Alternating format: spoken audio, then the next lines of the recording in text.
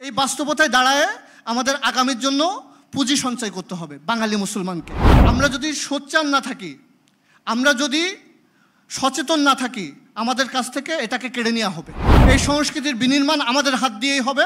আমাদের সন্তানরা যে সংস্কৃতি বয়ান রেটরিকের মধ্য দিয়ে যাবে, সেটা হবে মুসলিম বাংলার সংস্কৃতি। আলহামদুলিল্লাহ, আসসালাতু আসসালামু আলা রাসূলিল্লাহ। আসসালামু আলাইকুম। কেমন আছেন সবাই?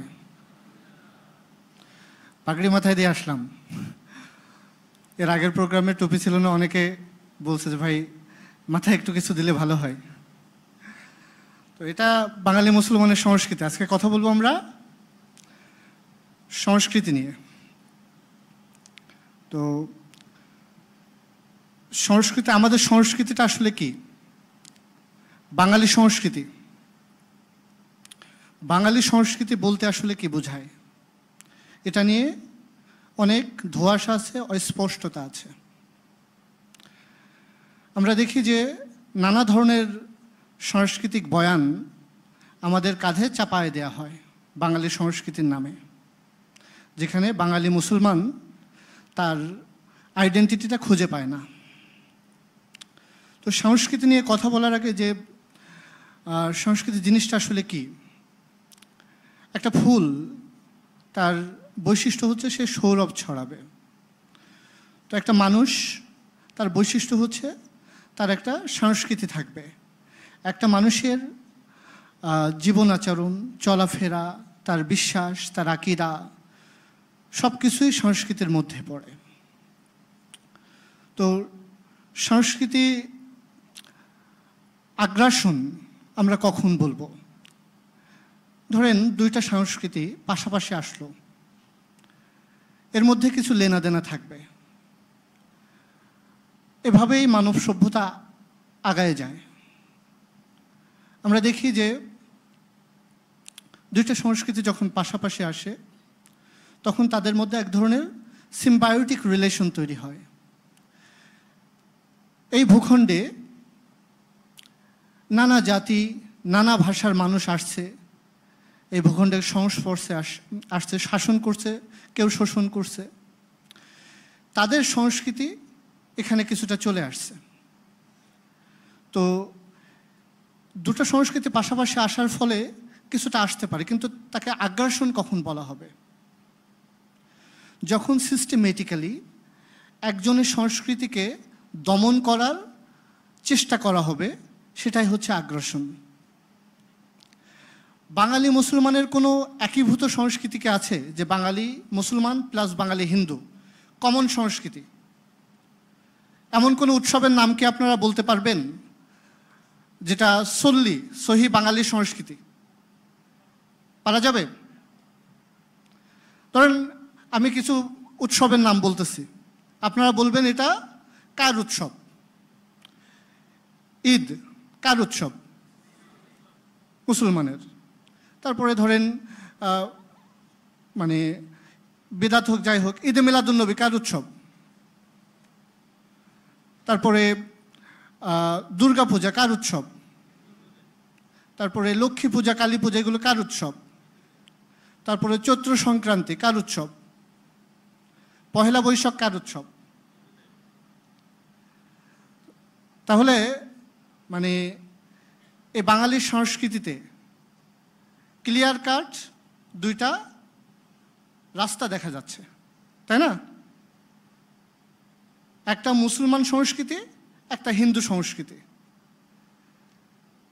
কিন্তু দুঃখজনক বিষয় হচ্ছে মুসলমানের যে সংস্কৃতি, সেটা স্বীকৃতি বাঙালি সংস্কৃতির মধ্যে নাই।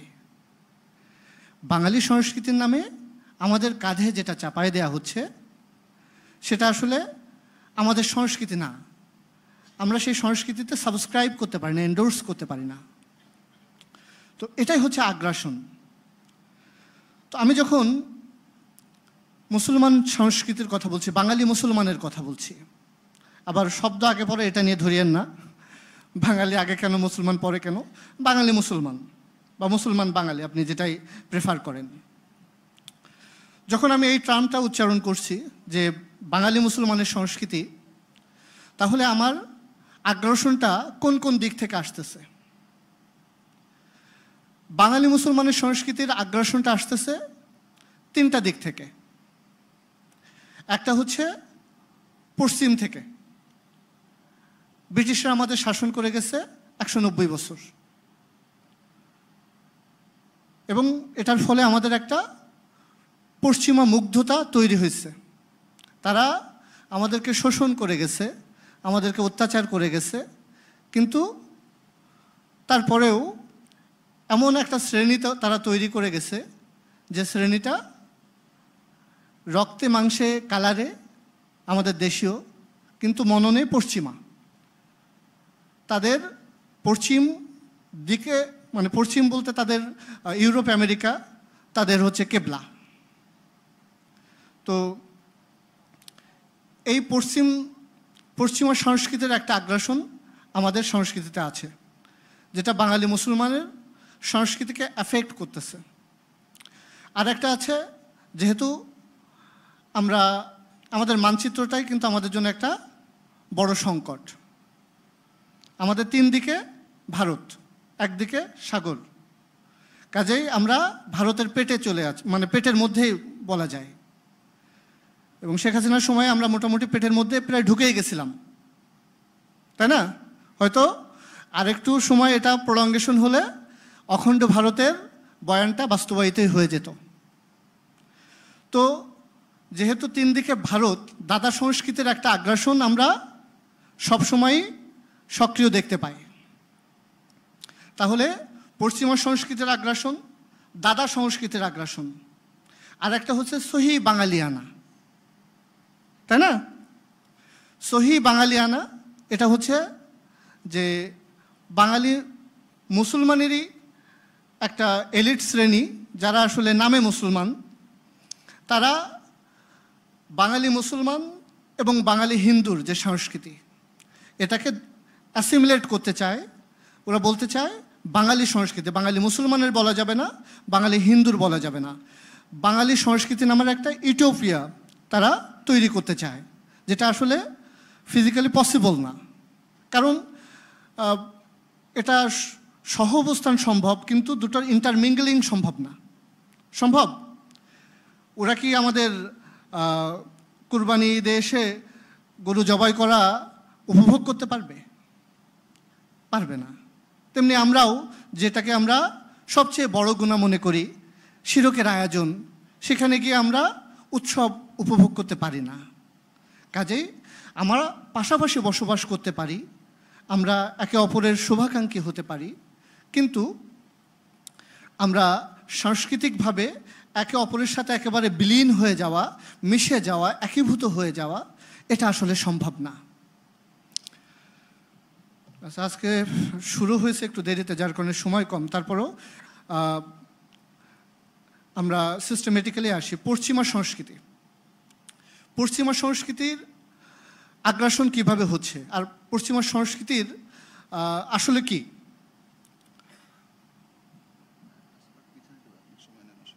ওকে, আচ্ছা, বলছে কিছু সময় দেয়া যাবে, তো ঠিক আছে। পশ্চিমা সংস্কৃতি মূলত এনলাইটেনমেন্ট পরবর্তী যে সংস্কৃতি, আমরা বাঙালিরা যেটাকে বাংলা ভাষায় আলোকায়ন বলা হয়, এনলাইটেনমেন্ট। তো পশ্চিমা সেই আলোকায়নের কিছু আলো আমাদের সংস্কৃতিতেও পড়ছে। কিভাবে পড়ছে এবং কি সেই সংস্কৃতি, কোন সে আলো, সেটা আমরা একটু দেখি। এনলাইটেনমেন্ট পরবর্তী পাশ্চাত্য সমাজের যে উসুল, মূলনীতি, সেটা হচ্ছে হিউম্যানিজম। হিউম্যানিটি না, কিন্তু হিউম্যানিটি আলাদা, মানবতা, এটা সবার মধ্যে থাকতে পারে। হিউম্যানিজম, মানব পূজা, যে মানুষই সার্বভৌম, মানুষের কোনো লিমিট থাকবে না, তার কোনো রেস্ট্রিকশন থাকবে না। লিবারেলিজম, এক কথায় বলতে গেলে লিবারেলিজম, সে কোনো বাউন্ডারির মধ্যে থাকবে না। তো এই হিউম্যানিজম বা মানুষের স্বাধীনতার সর্বোচ্চ চূড়া, এটাতে পৌঁছাতে গেলে তাকে কোনো আইন কানুনের মধ্যে বাঁধা যাবে না, তাকে কোনো বাউন্ডারিতে সীমাবদ্ধ করা যাবে না। মানুষের ভোগকে ম্যাক্সিমাইজ করতে হবে, মানে মানুষ যাতে উপভোগ করতে পারে, ভোগ করতে পারে, কারণ জীবন তো একটাই, তার মরে গেলে শেষ, এরপরে আর কোনো জীবন নাই, তাই না?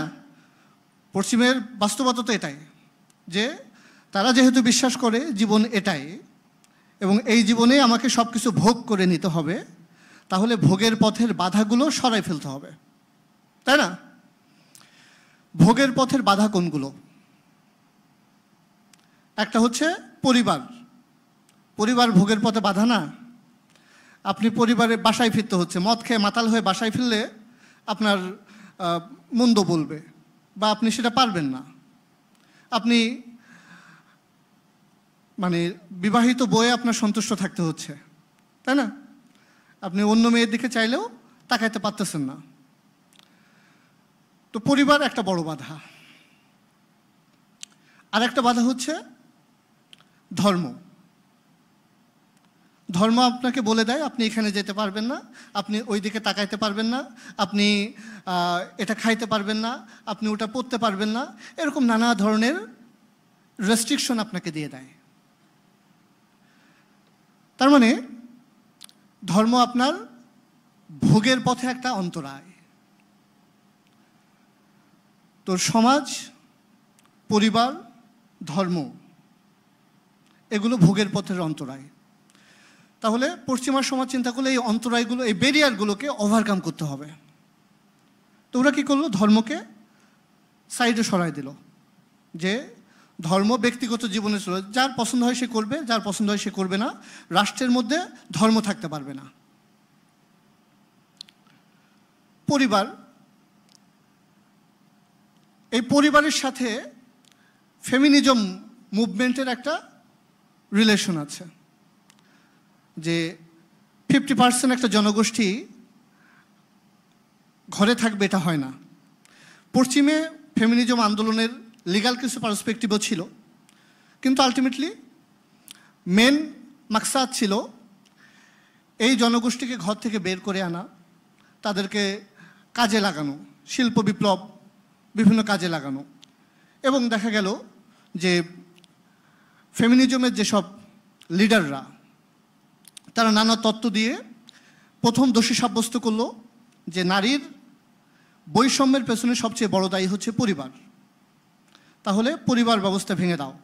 বিয়ে, যেহেতু বিয়ে করলে নারীর ওপর কিছু সেট অফ রেসপন্সিবিলিটি চলে আসে, তাহলে বিয়েটা আর করা যাবে না। তো বিয়ে না করলেও জৈবিক চাহিদা তো আছে, তাই না? সেগুলো তো মেটানো লাগবে। এখন জৈবিক চাহিদা মেটাতে গেলে গর্ভবতী হয়ে যাওয়ার চান্স থাকে, নাকি না? তো নারীর ভোগবাদের পথে আরেকটা বাধা হচ্ছে এই প্রেগন্যান্সি। তো সেক্ষেত্রে মাতৃত্বের যে বার্ডেন, সেটা থেকে তাহলে নারীকে মুক্তি দিতে হবে। তো গর্ভপাত আন্দোলন পশ্চিমের একটা বড় আন্দোলন, সেটা আমাদের দেশেও চলে আসছে। খোদ আমেরিকাতে মিলিয়নস অফ অ্যাবর্শন পার ইয়ার। তো এইরকম একটা বাস্তবতায় ভোগ জিনিসটা হচ্ছে দুইটা। মানে আমরা ভোগ বললে কি কি বুঝি? জান্নাতে কি কি থাকবে? জান্নাতে থাকবে আমাদের ছেলেদের ক্ষেত্রে যে 70 জন হুরের কথা বলছে, তাই না? তারপরে মদের নহর। তো দুনিয়াতেও ভোগের যখন চূড়া, মানে সেটা হচ্ছে যৌনতা, আর একটা হচ্ছে নেশাপানি। তো যৌনতা এবং নেশাপানি এই দুটোর পথেই এই যে আমি ইনস্টিটিউশনগুলো বললাম, পরিবার, সমাজ, ধর্ম, এগুলো ব্যারিয়ার। তো পশ্চিম এই ব্যারিয়ারগুলোকে ভেঙে ফেললো। আজকে পশ্চিমে আমরা দেখি যে পরিবার ব্যবস্থা বলে কিছুই নাই। আছে অ্যারাউন্ড 50% ফার্স্ট ম্যারেজ ডিভোর্স হয়ে যায়। সেকেন্ড ম্যারেজ ডিভোর্স হয় অ্যারাউন্ড 70%। তার মানে ওদের কি পরিবার বলে আর কিছু আছে? ওদের 40 থেকে 70%, ইউরোপের বিভিন্ন কান্ট্রি, আমি ইন ডিটেলস বলতে গেলে সময় লাগবে বেশি, 40 থেকে 70% জারজ সন্তান। তার মানে তার বাপের কোনো পরিচয় নাই। কারণ কি? যখন ভোগকে ম্যাক্সিমাইজ করতে যাওয়া হচ্ছে তখন নানা পার্টনার লাগতেছে, একজনের সাথে হচ্ছে না। এখানে শুধু মেয়ে ছেলে না, সমান অধিকার। যৌন বিপ্লবের প্রাথমিক স্টেজ হচ্ছে অবাধ যৌনতা, লাস্ট স্টেজ হচ্ছে যৌন বিকৃতি, LGBTQ। তো আমরা আজকে দেখি, LGBTQ টপিক্সে ঢুকবো না, এটা ঢুকলে অনেক মানে আমার পেট টপিকস বলা যায়, তো এখানে ঢুকতে গেলে বেশি সময় লাগবে, জাস্ট আমি অল্প কথা বলতেছি। তো আজকে আমরা দেখতেছি পরিবার ব্যবস্থা ওরা ভেঙে যাচ্ছে, মাতৃত্বের বোঝা থেকে ওরা মুক্তি নিয়ে নিতে চাচ্ছে। আর যে পরিবারগুলো টিকে আছে সেগুলোতেও পারিবারিক ভ্যালুস বলতে তেমন কিছুই অবশিষ্ট নাই। সন্তান হচ্ছে, ওদের সন্তান মানুষ হচ্ছে ডে কেয়ারে। বাপ মা কাজ করতে চলে যাচ্ছে, কারণ ভোগের জন্য প্রয়োজন কি? টাকা, অর্থ। তো বাপ মা সন্তানের টেক কেয়ার করতে পারছে না, আসলে সন্তানকে বঞ্চিত করে ভোগের সামগ্রী কামাই করতে যেতে হচ্ছে। তো এই সন্তান যখন বড় হচ্ছে, এই জিনিসটা কিন্তু আবার ব্যাক করে দিচ্ছে। সন্তান বড় হয়ে সন্তান নিজের ভোগের কথা চিন্তা করতেছে, বাপ মা বৃদ্ধাশ্রমে থাকতেছে। সন্তান থাকতেছে ডে কেয়ারে, বাপ মা থাকতেছে বৃদ্ধাশ্রমে। এটাই হচ্ছে সেই আলো, পশ্চিমা যে আলোকায়ন, যে আলো আমরা মুগ্ধ দৃষ্টিতে তাকায় থাকি, যে আমেরিকান ড্রিমের দিকে, যে আলো আমরা আমাদের দেশে নিয়ে আসার জন্য পাগল পাড়া, সেই আলো হচ্ছে এই আলো। তো সেই আলো আমাদের দেশে কিভাবে আসছে? পশ্চিমা যে আলো, আলোকায়ন, সেই আলোকায়নের সংস্কৃতি আমাদের দেশে আসছে কিভাবে? তিনটা মাধ্যমে আসছে সাধারণত। একটা হচ্ছে এডুকেশন সিস্টেম, একটা হচ্ছে মিডিয়া, আর একটা আমাদের এলিট বুদ্ধিজীবী কিছু শ্রেণী আছে যারা বিভিন্ন লেখালেখির মাধ্যমে, বিভিন্ন সাহিত্যকর্মের মাধ্যমে পাশ্চাত্য মুগ্ধতা ছড়ায়। তাদের সংস্কৃতিকে যে ওরা উন্নতি করতেছে, ওদের জ্ঞান বিজ্ঞানে ওরা উন্নত, এজন্য ওদের মতো আমাদেরকে হতে হবে, ওদের মতো আমাদেরকে সাজতে হবে, ওদের সংস্কৃতি আমাদের গ্রহণ করতে হবে। তো এই শ্রেণী, তো তিনটা জিনিস দিয়ে, তো আমরা বাঙালি সংস্কৃতির কথা বলছি, বাঙালি মুসলমানের সংস্কৃতির কথা বলছি। তো আমাদের সংস্কৃতিতে আমি যে এগুলো পশ্চিমের কথা বললাম, তো এই কথা বলার প্রাসঙ্গিকতা এখানে কি, তাই না? আমি পশ্চিমের কথা কেন বলবো? ওরা কিভাবে আমার এখানে এসে আমার সংস্কৃতিকে দমন করার চেষ্টা করতেছে সেটা দেখতে হবে, তাই না? তো আমরা দেখতে পাচ্ছি পশ্চিমের যৌন বিকৃতি। প্রথমত নারী পুরুষ ইকুয়াল, তারপরে ইকুয়াল হয়ে গেল, সমস্যা নেই। এরপরে নারী পুরুষ বলে কিছু নাই, নারী চাইলে পুরুষ হতে পারে, পুরুষ চাইলে নারী হতে পারে, এরকম একটা বিকৃতির ধারণা। তো 2012 সাল থেকে আমাদের কারিকুলামে, শিক্ষা কারিকুলামে এই সমতার বিষয়টা খুব সিস্টেমেটিক্যালি ঢোকানো হয়েছে।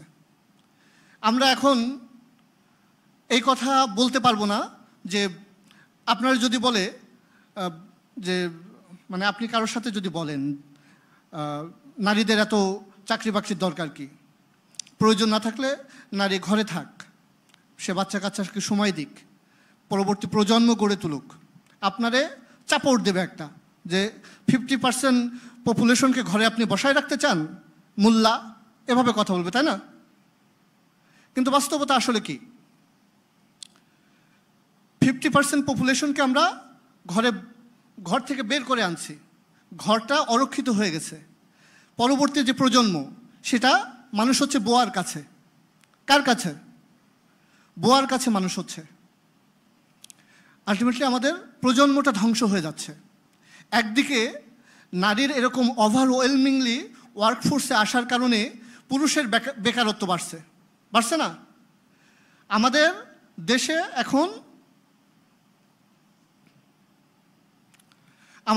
এখন প্রায় 2 মিলিয়ন বেকার যুবক আছে।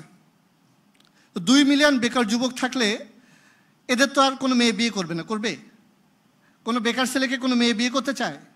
আবার সমপরিমাণ মেয়েরা হচ্ছে মেয়েরা এস্টাবলিশ হতে হতে সময় লেগে যাচ্ছে 30-32 বছর।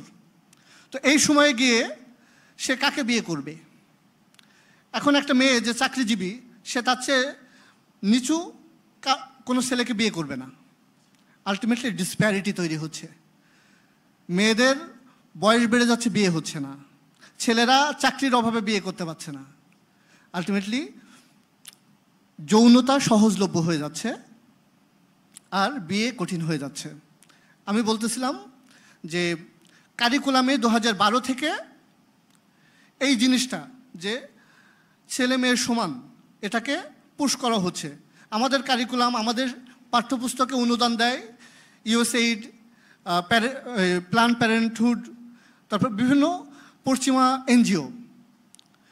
আপনারা দেখছেন যে এই পাঠ্যপুস্তকে ক্লাস 2 এর ইংরেজি বইতে একটা ছবি ছিল যে বাবা, মানে my father and my mother. তো my father is a farmer, বাবার ছবিটা আছে, বাপ রান্না করতেছেন লাকড়ি দিয়ে। তো আমার বাবা রান্না বাড়া করে, আর মায়ের ছবি দেওয়া আছে, মা বাইক চালায়, কমিউনিটি ক্লিনিক, বিভিন্ন সামাজিক কার্যক্রম করতেছে, ব্রেড আর্ন করতেছে। তো এই ছবিটা কিন্তু শুধু সিম্বলিক না, এটা মানে একটা সিস্টেমেটিক আগ্রাসন। আমি বাঙালি মুসলমানের সংস্কৃতির কথা বলছি না, আমি বাঙালি সংস্কৃতির কথাই বলছি। বাঙালি মানে অ্যাজ এ হোল, যদি হিন্দু মুসলমান সবার ক্ষেত্রেই বলা হয়, তাহলে এরকম কিছু নাই যে বাবা ঘরে রান্না করতেছে, মা বাইরে ইনকাম করতেছে, কিন্তু তারপরেও এটাকে আমার পাঠ্যপুস্তকে আনা হচ্ছে। এটাই হচ্ছে আগ্রাসন। কোনো একটা জিনিস, ভালো জিনিস আমি গ্রহণ করতেছি, এটা আগ্রাসন না, এটা মিথস্ক্রিয়া, এটা একটা সিম্বায়োটিক রিলেশন। আমি কারোর থেকে উপকৃত হচ্ছে, সেও আমার থেকে কিছু উপকৃত হচ্ছে, এটা ভালো জিনিস। কিন্তু যখন যে জিনিসটা আমার না, সে জিনিসটা আমার ঘাড়ে চাপাই দেওয়া হচ্ছে, এবং যে জিনিসটা আমার সেটাকে দমন করা হচ্ছে, আমার ফ্যামিলি ভ্যালুস ধ্বংস করে দেওয়া হচ্ছে, আমার নীতি নৈতিকতা ধ্বংস করে দেওয়া হচ্ছে, আমার মূল্যবোধ ধ্বংস করে দেওয়া হচ্ছে। পাঠ্যপুস্তকে আমরা দেখলাম অবাক বিস্ময়ে যে LGBTQ এজেন্ডা ঢুকে গেল, শরীফার গল্প ঢুকে গেল। এটা কিন্তু একদিনে ঢুকে নাই, এটা ঢুকছে দীর্ঘদিনের মেকানিজমের ফলে। ওরা বারবার পুশ করতে চেষ্টা করছে।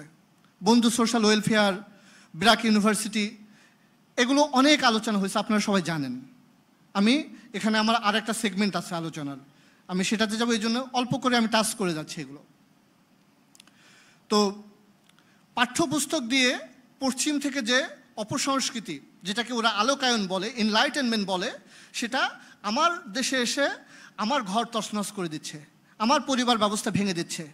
আমার সন্তানকে ওরা শেখাচ্ছে প্রচলিত পারিবারিক রীতিনীতি, প্রথা পদ্ধতিকে প্রশ্ন করতে হবে, যে সন্ধ্যার মধ্যে ঘরে ফিরতে হবে, মেয়েদের শালীন কাপড় পরতে হবে, এই বিষয়গুলোকে কোশ্চেন করতে হবে যে কেন পরতে হবে আমাকে শালীন কাপড়? আমি তো একজন ব্যক্তি, আমার স্বাধীনতা আছে, যেরকম ইচ্ছা যেমন খুশি তেমন সাজার স্বাধীনতা আছে। তো এগুলো হচ্ছে পশ্চিমা যে হিউম্যানিজম, সেগুলোর আমদানি, যেটা সরাসরি বাঙালি মুসলমানের কালচারের সাথে সাংঘর্ষিক। মিডিয়া কি করতেছে? মিডিয়া বিভিন্ন নাটক, সিনেমা, অ্যাড, এগুলোর মাধ্যমে এই সমস্ত অপসংস্কৃতিকে আমাদের প্লেটে তুলে দিচ্ছে। আমরা মনে করতেছি যে আমরা মাদ্রাসায় পড়তেছি, আমরা দিনে হালাকা করতেছি, আমাদের ঘর সেভ হয়ে যাচ্ছে। কিন্তু মোবাইলটা তো আছে ঘরে, রিলস আসে, তাই না? স্ক্রলিং করলে নানা ধরনের ভিডিও আসে। তো আমাদের ঘরের মধ্যেও এই সংস্কৃতির আগ্রাসন ঢুকে গেছে। এখানে আমি আজকে কথা বলছি, ঝা চকচকে একটা অনুষ্ঠান, আমরা সেমিনারগুলো করতেছি, ছবি আসতেছে সুন্দর সুন্দর। কিন্তু এখান থেকে কিছু করণীয় ঠিক করতে হবে। মাহবুব ভাই বলছে যে আমাদের বাবাদের জেনারেশনের চেয়ে আমাদের জেনারেশনের মধ্যে ইসলাম নিয়ে সচেতনতা বেশি, এটা বাস্তবতা।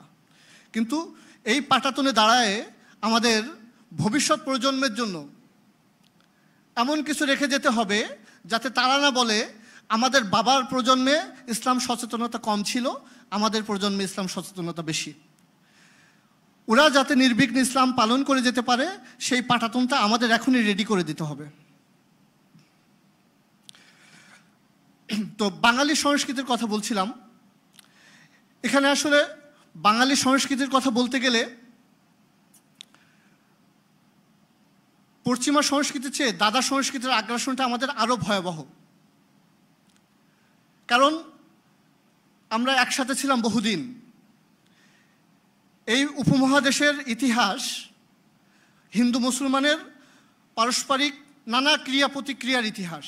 আজকে যে আমরা 2024 সালে এসে দাঁড়াইছি, এর পেছনে একটা লম্বা ইতিহাস আছে। এখানে 800 বছর মুসলমানরা শাসন করছে এবং সেই শাসনটা ছিল এই বাংলা ভূখণ্ডের স্বর্ণযুগ। বাংলা যে সংস্কৃতি, বাংলা ভাষা, এটা ফ্লোরিশ হয়েছে মুসলমান শাসনামলে। আমরা যখন 1757 সালে পলাশীর আম্রকাননে আমাদের পতন হয়ে গেল, তখন আমরা আলটিমেটলি স্বকীয়তা হারায় ফেললাম। ইংরেজরা ওভারটেক করলো, আমাদের জীবনে দুর্গতি নেমে আসলো। যে বাঙালি মুসলমান, যে সুবে বাংলা ওয়ার্ল্ড জিডিপির 12% সরবরাহ করত, সেই সুবে বাংলা 1770 সালে দখল হয়ে যাওয়ার 13 বছরের মধ্যে একটা মন্বন্তর, যে দুর্ভিক্ষ, একটা ভূখণ্ডের 1/3 মানুষ মারা যায়। আপনি চিন্তা করতে পারেন যে কীরকম দুর্ভিক্ষ হলে একটা ভূখণ্ডের 1/3 মানুষ মারা যায়। তো বলা হচ্ছে যে মুঘল 1757 সালের আগে এমন কোনো বনেদি মুসলমান পরিবারের কথা চিন্তা করে যেত না যারা খেয়ে বসে খাইলেও পুয়ার হবে, গরিব হয়ে যাবে। 1757 সালের পরে আস্তে আস্তে ইংরেজের আগ্রাসনে মুসলমানদের অবস্থা এমন ভয়াবহ শোচনীয় হয়ে গেল যে একটা মুসলমান চাইলেও বড় লোক হইতে পারে না, সে যত পরিশ্রমই করুক না কেন। এই উপমহাদেশে মুসলমানদের দীর্ঘ লড়াইয়ের ইতিহাস। 1757 সালে, 1773 সালে ফকির বিদ্রোহ, 1804 সালে ফরাইজি আন্দোলন, তারপরে 1820 থেকে 31 শহীদ আহমদ বেরেলভী, তারপরে 1857 সালে সিপাহী বিদ্রোহ। এগুলো সব কিন্তু মুসলমান কখনোই ইংরেজদের বর্ষতা স্বীকার করে নাই। কারণ ইংরেজরা চাইছিল মুসলমানের সংস্কৃতি, মুসলমানিত্বকে বিসর্জন দিয়ে তারা মেধা ও মননে ইংরেজদের মতো হয়ে উঠবে। কিন্তু বাঙালি মুসলমান কখনো এই পরাধীনতা মেনে নেয়নি। 1857 সাল গেল, এরপরে আসলো দেওবন্দ আন্দোলন। 1857 সালে সিপাহী বিদ্রোহে পরাজয়ের পর বহু আলেম উলামা মারা গেল। উপমহাদেশে ইসলাম অস্তিত্বের সংকটের মুখোমুখি পড়ে গেল। তখন দেওবন্দ আন্দোলন, উলামা একরাম মাটি কামড়ে ইসলামকে ধরে রাখছে। এরপরে বঙ্গভঙ্গ, খেলাফত আন্দোলন 1920 সালে, এরপরে লাহোর প্রস্তাব, শেষ পর্যন্ত 1947 সালে দেশভাগ। মুসলমানরা প্রথমে চেষ্টা করছে যে মিলেমিশে থাকার, কিন্তু ভারতের হিন্দুরা ইংরেজের সাথে মিলে সিস্টেমেটিক আগ্রাসনে মুসলমানদেরকে দাবায় রাখার চেষ্টা করছে। বারবার সাংস্কৃতিক সহাবস্থানের কথা বলা হচ্ছে, কিন্তু ওই যে আমরা ইসলামী বিভিন্ন দলের ঐক্যের কথা বলি, সবাই বলে যে আমার পতাকার নিচে আসো, ঐক্য হবে। তো হিন্দুরা ওটাই বলতো যে আমার ব্যানারের নিচে আসো, আমরা হিন্দু মুসলমান ঐক্য করব। তো এটা তো আর মুসলমান এই সাবডিউ হতে মুসলমান কখনো পছন্দ করে না। তো বারবার এটার এগেনস্টে প্রতিক্রিয়া তৈরি হয়েছে। তো এখানে একটা ভাষার ইস্যুটা বারবার চলে আসে, যে যারা সহি বাঙালি আনার প্রবক্তা, বাঙালি সংস্কৃতির প্রবক্তা, তারা ভাষার ইস্যুটা বারবার সামনে নিয়ে আসে। যে হিন্দুদের ভাষা মানে হিন্দু মুসলমান সবার ভাষা তো বাংলা, তাহলে আমাদের সংস্কৃতি হবে একটাই। আমরা একই রকম ভাত তরকারি মাছ মাংস খাই, তাহলে আমাদের সংস্কৃতি হবে একই। এই জন্য হিন্দু মুসলমানের সংস্কৃতি একটাই হওয়া উচিত, এটাই তাদের কথা। তো হিন্দুরাও ভাত খায়, আমরাও ভাত খাই, কিন্তু আমরা বিসমিল্লাহ বলে খাই। হিন্দুরা কি বিসমিল্লাহ বলে খায়? হিন্দুদেরও একই রকম বাড়িতে বসবাস করে, আমরাও একই রকম বাড়িতে বসবাস করি, কিন্তু ওদের বাড়িতে থাকে মূর্তি থাকে, আমাদের বাড়িতে থাকে জায়নামাজ। আমরাও মাংস খাই, ওরাও মাংস খায়। আমরা আল্লাহর নামে জবাই করা মাংস খাই, গোস্ত খাই, ওরা কি সেটা খায়? তো বাঙালি অনেক কিছু মিল থাকতে পারে, কিন্তু বাঙালি মুসলমান এবং বাঙালি হিন্দুর সংস্কৃতি এক না। এটা দুইটা ক্লিয়ার কাট মার্জিন আছে। এটাকে এক বলে আমাদের উপর হিন্দুয়ানি সংস্কৃতি চালায় দেয়া, এটা নাইনসাফি। আমরা দেখছি পয়লা বৈশাখের নামে মঙ্গল শোভাযাত্রা, 1000 বছরের বাঙালির সংস্কৃতি।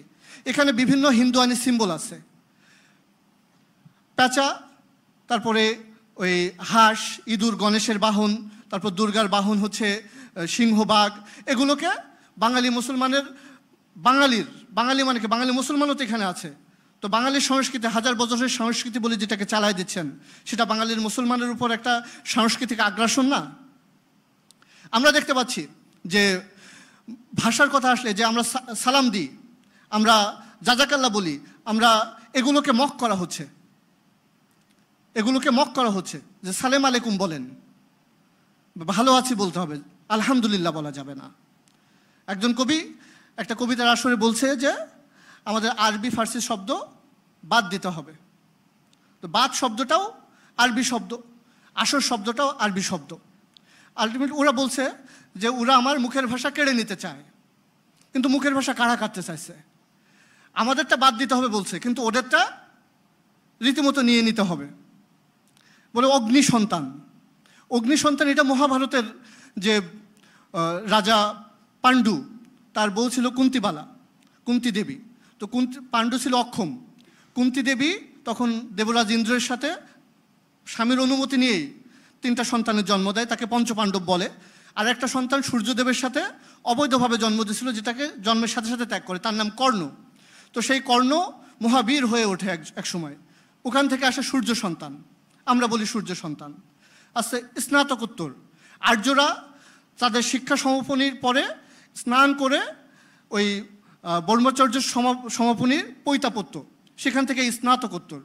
এই যে জয় বাংলা, জয় বাংলার কথা আমরা বলি, জয় বাংলার একটা ধর্মীয় কোনোটেশন আছে মহাভারতের পার্সপেক্টিভে। এই জন্য ওরা দেখবেন হিন্দুরা বিভিন্ন স্থান দেবদেবীর আগে জয় ইউজ করে, জয় মা কালী, জয় মহাভারত কি জয়, জয় শিবাজি কি জয়। আমরা বলছি জয় বাংলা, জয় বঙ্গবন্ধু, জয় শেখ হাসিনা, জয় মানে জয় জয় আর এক নমরুদ পয়দা হওয়া, না? তো এই হচ্ছে বাস্তবতা, যে আমরা সংস্কৃতির যে আগ্রাসনের শিকার হয়েছি। আমরা জাস্ট দুইটা মিনিট সময় নেব। এখানে আমি আজকে 47-এ ইসলামের ভিত্তিতে দেশভাগ হয়, তাই না? এরপরে একটা সময় কিছু বৈষম্যের শিকার আমরা হই।